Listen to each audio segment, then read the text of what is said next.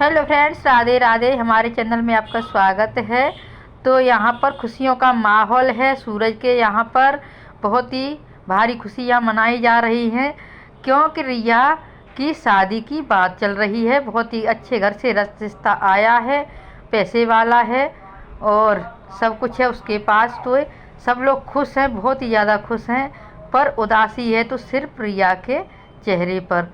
रिया नहीं चाहती है कि मेरे रिश्ते की कहीं और बात चले। मैं सिर्फ शादी करूं तो सिर्फ करूं मैं बंटी से।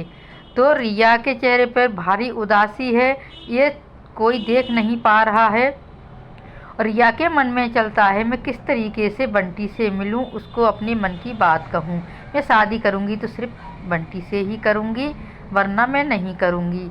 तो रिया चुपके से वहां से निकल जाती है और अपने कमरे में चली जाती है। रात के समय रिया वहाँ से बंटी के पास जाती है और बंटी से बोलती है, बंटी तुम्हें पता है कि मेरी शादी की बात चल रही है और मैं शादी तुम्हारे बिना किसी से और से नहीं करूँगी।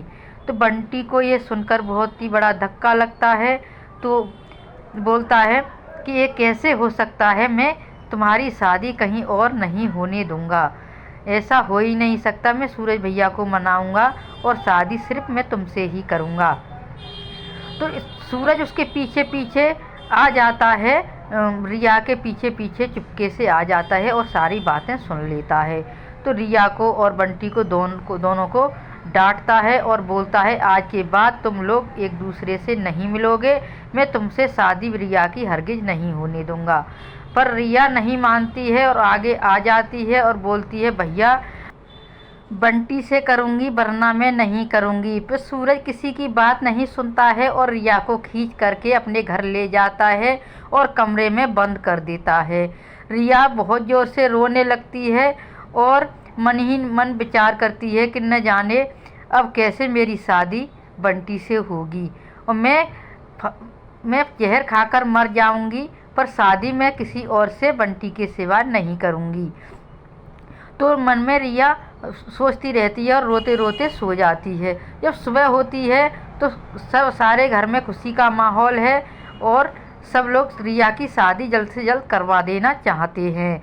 तो वहाँ पर रिश्ते वाले आए हैं और मेहमान नवाजी चल रही है, पर रिया कमरे से बाहर नहीं आती है और अपने मन में यही विचार करती रहती है कि कैसे मैं बंटी से मिलूं।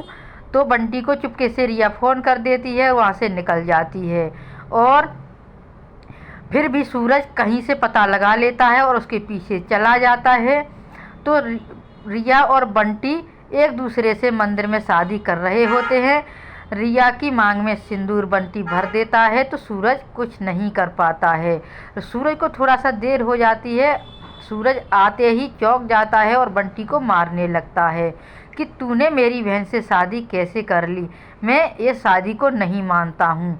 तो रिया सूरज के पैरों में गिर जाती है और बोलती है, भैया जब मैंने अपनाई है ये शादी तुम क्यों नहीं अपना रहे हो। मैं बंटी से बहुत ज़्यादा प्यार करती हूँ, बंटी के बिना मैं ज़िंदा नहीं रहूँगी। अगर अपनी बहन से थोड़ा बहुत प्यार करती हो तो इस शादी को मान जाओ और खुशी खुशी इस रिश्ते को अपना लो। तो बंटी और रिया की शादी को सूरज मानना तो नहीं चाहता, पर अपनी बहन के आगे उसकी नहीं चलती है और अपनी बहन से प्यार भी बहुत करता है वो, इसलिए वो मान जाता है और बोलता है, अगर तेरी खुशी इसी में है तो मैं भी यही चाहता हूँ कि तू खुश रहे, कहाँ जहाँ भी रहे और खुश रहे। तो मैं अब अच्छे से तुम लोगों की शादी घर पर जाके करवा दूँगा। तो रिया और सूरज घर पे आ जाते हैं बंटी को लेकर के और 2 दिन के बाद सूरज अपनी बहन की शादी करवा देता है। तो राधे राधे।